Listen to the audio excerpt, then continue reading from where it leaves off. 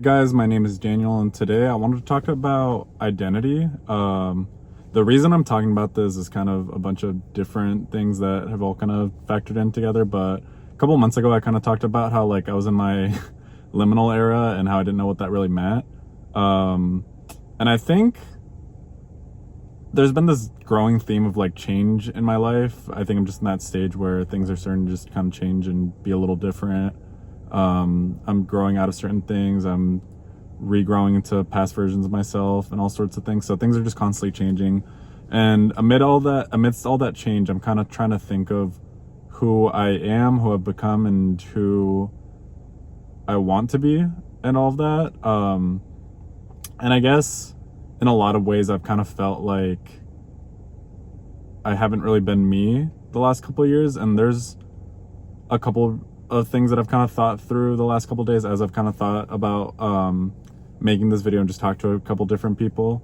But I think the first thing I want to talk about is just kind of how my concept of myself has kind of worked in the past. I guess when I was little, it didn't really, it wasn't really something I thought about, especially really young, you're just kind of existing. I guess everybody jokes about when you became conscious and stuff like that. And obviously for me, my very first memory was of my third birthday, and one of my cousins who's a little older was out skateboarding, and he fell and scraped his face, and he walked in, and we were all gathered for my birthday, and he had this huge cut on his chin or something like that, or it was just kind of bleeding, and little 3-year-old Danny freaked out, and that was my first conscious experience. It just jolted me into consciousness. So obviously there, it's a memory, and I guess in some sense I was aware of myself and everything, but from when I was 3 up until maybe I don't even know, elementary school-ish, mid-elementary school, I didn't really think about myself all that much, I don't think, as far as I can remember. I don't know. But at some point in elementary school, there was more of a concept of me, I guess. And I think the biggest thing I can remember was when I lived in Colombia, I honestly used to get, I wasn't very good in class, and I would get in trouble all the time. I would try to run away from school and stuff. And I was always just causing a big, I don't know, distraction for other kids. And the teachers would get really pissed at me because I was just making noise and talking and just not doing my homework and stuff like that. And I remember when we were moving to Alaska, I was 8 years old, and I was going into 3rd grade. And I remember specifically sitting on the plane and being okay, this is my chance to completely reinvent myself. I am going to become somebody else. I'm not going to get in trouble in school anymore, and I'm going to do good in school from now on. And it kind of worked, because I did good in school after that. Before, I just didn't ever do any homework or anything. And then once I was in the US, in Alaska and everything, I did pretty good. So I think that's one of my first specific things where I'm thinking of who I want to be and all that. After that, I think my identity was really tied to the fact that I was Colombian. I moved here in 3rd grade. I went to a school that did a Spanish immersion program. Just so I could reverse engineer it and learn English, because I didn't speak any English when I first moved here. And so when I moved here, I was just basically a celebrity at school. My brother and I were both super popular, because everybody thought it was so cool that I was from a different country and that I spoke Spanish. And then Spanish class, I was essentially the human dictionary, and everybody just would use me to translate stuff and make class easier for them. And for a while, I had a lot of pride in the fact that I was Colombian and that I spoke Spanish and all this stuff. I learned English pretty quick. It wasn't really a huge issue for the most part. But eventually, even through middle school, I remember I had my braces, and I remember before I had my braces, I thought it was so sick that everybody got to choose what color your brackets were and stuff like that. And so when I first got my braces, I was kind of panicking, trying to decide what I wanted to have my color be. It was maybe 7th grade or something. And this was a huge ass decision for me, because I guess, I don't know, it was important to me that I had like something that represented my being through my braces. And so when it came time to like choose what color I was getting for like the bands or the brackets or whatever they're called, I decided to go with like the Colombian flag. And so typically all of my other friends would get like, I don't know, like blue or red or whatever, like just different, like straight solid across like all their teeth. Mine would alternate between like yellow, blue, and red because that's what the Colombian flag colors are. And honestly, I fucked with it. Okay, that was a look, and I rocked that up until like sophomore year when I got my braces off. I don't know when I got my braces off, but I would do stuff like that. I would wear my Colombian jerseys all the time. I speak Spanish with my family a lot, and like that's always been like a thing I'm proud of. And all through like elementary school, from like when I moved to Alaska, and I moved and then like up until the beginning of high school probably, me being Colombian was like an integral part of who I was and how other people saw me and everything. And for some reason at some point that kind of faded out. I think I just kind of like assimilated a little more, and I have like this weird back and forth between like that a lot of immigrant kids can probably feel, like a lot of like second generation people or even like first generation people can feel, where like you don't feel quite like you're from one culture or other. Like in the US I'm too Colombian, but in Colombia I'm too American. And at some point that Colombian essence to me kind of like faded. It's still there, obviously. I'm still really proud to be Colombian, and I love going back to Colombia. I speak Spanish with my family and everything, but it stopped being like the focal point of who I was to everybody else. And that was around the time when I started really focusing more on wrestling. So then wrestling became like the core integral part of my being, and everything I did had to do with wrestling, and I was always wrestling. And me leaving my sophomore year to go wrestle in Colombia didn't help that. And so basically everything just revolved around me being a wrestler and me wrestling. And eventually when like I accomplished like the goals I wanted to accomplish, and I was done with wrestling like my senior year. But I think part of it was just because COVID might have accelerated a little bit, but all of a sudden like I went from wrestling was my entire life and that's all I ever do, and that's literally my personality. I have no personality outside of just being a wrestler. To COVID happens and everything just shut off, and then I'm like at home sitting playing Warzone with everybody. I guess in some ways that gave me kind of like an existential crisis of like who I was and who I was becoming and stuff. And it kind of also just lined up with like a time where I feel like a lot of people kind of experience that. I think once you leave high school and you're technically an adult, but like really you're still a baby. Like you're not really you have no idea what you're doing in the world or any of that stuff. But like that first like freshman year of college, first couple of years and stuff, I think people really discover who they are and get to really explore a lot of new like things that they've never really tried to explore in the past. And for me, it was kind of that same thing, but it was definitely a lot more isolated just because of like COVID lockdowns and everything. And so those years, it was definitely like, I don't know who I am. I'm trying to figure out who I am and all that. And I've kind of talked a lot about how, like, at last video, I talked about Hopecore, TikTok's really helping me out and stuff like that. And to me, like, that was a big thing. Some friends kind of like telling me how like they saw me as like a little kid really like shifted a lot of self-hatred I almost had for myself. That kind of made me think that I was like a worse person than I really was, and like people didn't really necessarily see me that way. And so like those years, like from like 18 to 21, 22 or whatever, were definitely really like integral to who I am now. Just because I was really figuring out like who I was outside of just being like the Colombian in school or the wrestler.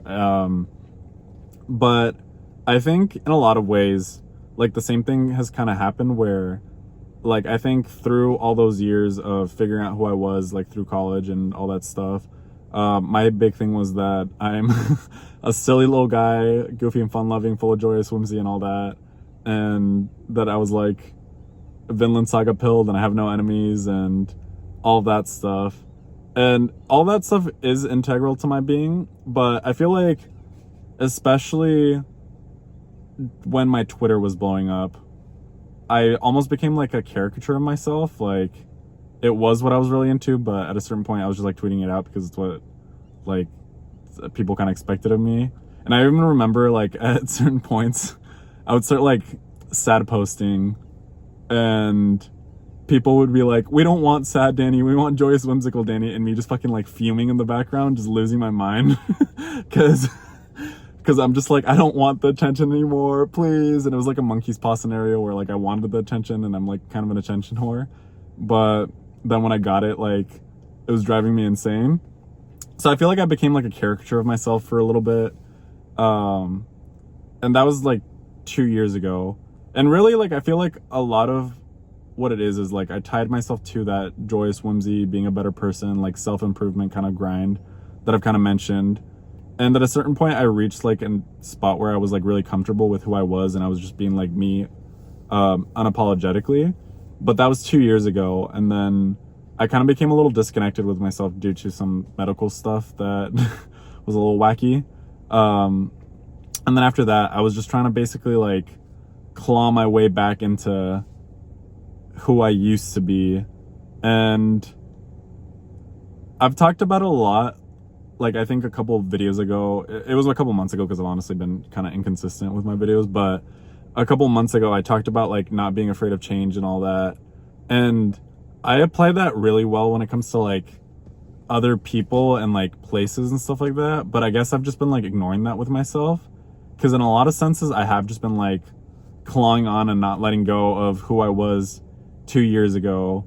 But that time passed in the blink of an eye, really. Like, honestly, it's kind of crazy that it's been like 2 years since 2023. But that time has passed, and I've like matured and gone on lots of trips and done lots of cool stuff and stuff. But I've also become like a different person in a sense. And like that joyous and whimsical Danny's still there, and I do still like enjoy a lot of that content and like talking about that kind of stuff and everything. But it's kind of just shifted in some ways, like maybe matured, maybe my perspectives have just kind of changed a lot. And I feel like the problem is that like I was just kind of labeling myself like this is who I am, and I can't grow outside of that. And it's kind of the same thing that happened to me when I was younger. Like, I think a lot of times we get labels placed on us by other people. I don't even know if it's like a real idiom or where it came from, but at some point, like on the internet, I remember seeing this thing that like in Japan, they have this thing about like people having 3 masks, and one is like how the other people see you, and then one is like your real self, and then the third one is like how you see yourself, or something along those lines, and you're constantly like shifting between those masks. And for a while I used that idiom to kind of like help myself become a little more comfortable in who I am, because I remember at the time where like I saw that, I just was getting a lot of hate for my constant like spammy tweets from people I went to high school with and stuff, like in early like 2020, late 2020, something like that, somewhere around 2020.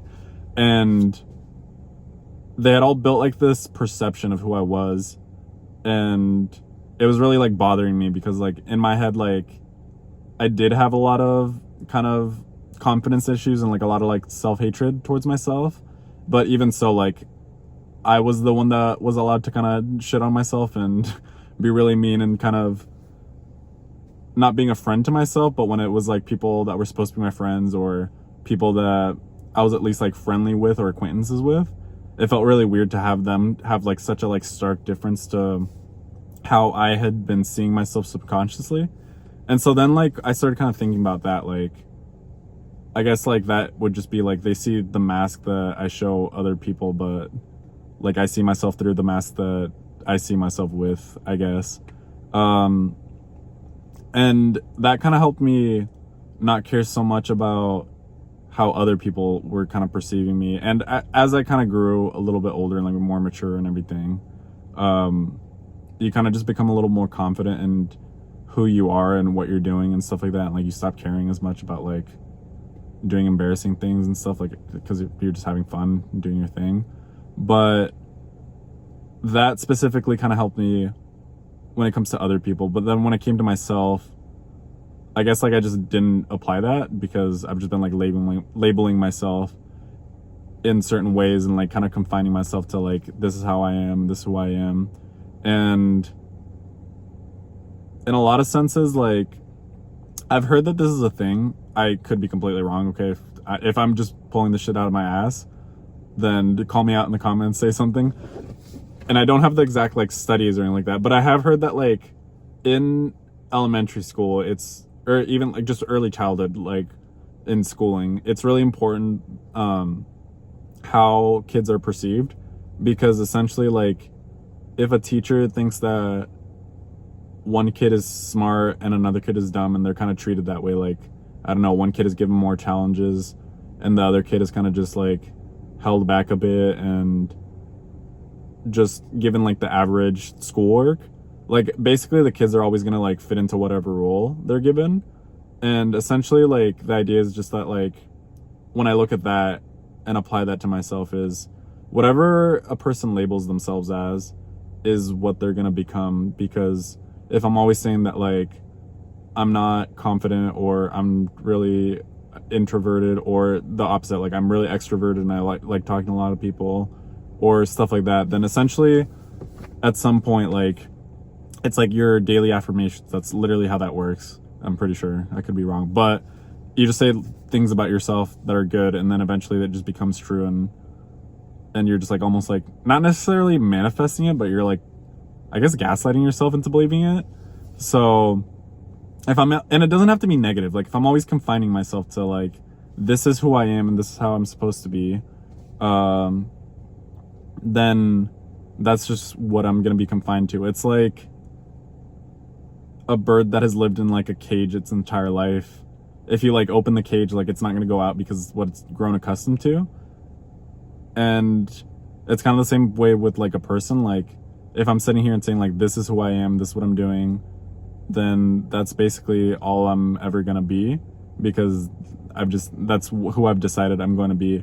And that's not necessarily like a bad thing, but I think a lot of my discomfort comes from that. Like I've kind of just like confined myself to, this is who I want to be. I've done like the whole like personal growth thing and realized that like it's not really like a goal you reach. Like I can't all of a sudden go from like being normal to being like a good person. It's just like a constant thing that you're working at and chipping away at. But I think if I confine myself and who I am, then I kind of just like stagnate a little bit. And so I saw this quote on TikTok that was essentially saying like, I think it goes like the river doesn't like ask itself what it is, it just flows. And I think that's how I personally have to look at my situation. Like I can't just keep asking myself who I am and who I want to become and stuff like that. I have to just let myself be who I am and just kind of accept that. And I think I'm completely fine not being able to define like who I am. For a long time, like especially since I like just sharing my thoughts and like tweeting and everything like that and just writing all my thoughts down. I think especially when I was blowing up, I've felt like I've had like this like almost like feeling that I can't communicate or express to anybody else, like just deep within me. And as I've kind of done some reflecting this last week or so or whatever, I think I'm kind of starting to realize that like it's not really a feeling. I think I just want to be seen, which is a really like normal thing. Like for me, I think part of it is when I first moved here and I didn't speak any English, like other kids did speak Spanish because they were learning Spanish, but I think they were kind of shy about it, and it was just kind of hard to communicate because like their Spanish wasn't as good as my Spanish, and then my English was just like non-existent. So for a while, and this could be like 100% me just coping and like retroactively like placing this on there, but I've kind of thought this for a while. But I think the fact that like I was somewhat isolated that first year I lived here and like nobody could understand me has really like driven me to always be like worried of not being understood. So anytime I would like explain things to people for a while, I was always like, does that make sense? Are you understanding what I'm saying? Do you get it? Because for like a while, nobody did actually get anything I said, and I would just be speaking Spanish, and people would just fucking like stare at me, just dumbfounded, because obviously, why would they understand Spanish in Alaska?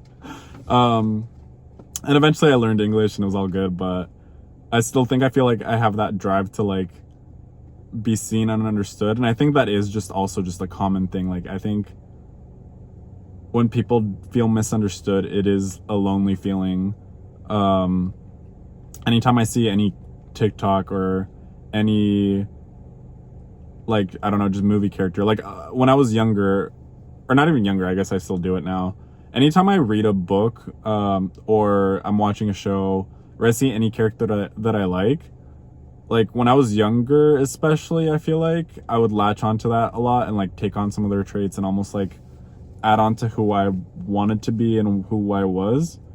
So like a big one, I remember one of my friends calling me out in like 6th grade because I got all like philosophical all of a sudden because I was reading the Ender's Game series, and I feel like I haven't read them in forever, so I can't even remember how the series goes or anything like that. But I think as the series progresses, like Ender gets all like philosophical and all like almost spiritual, and I think I started like talking like that for a little bit, and I distinctly remember sitting in the band room, because I was in band in middle school, and like playing Clash of Clans, like typing something out into the clan chat, and one of my friends being like, why are you talking like that?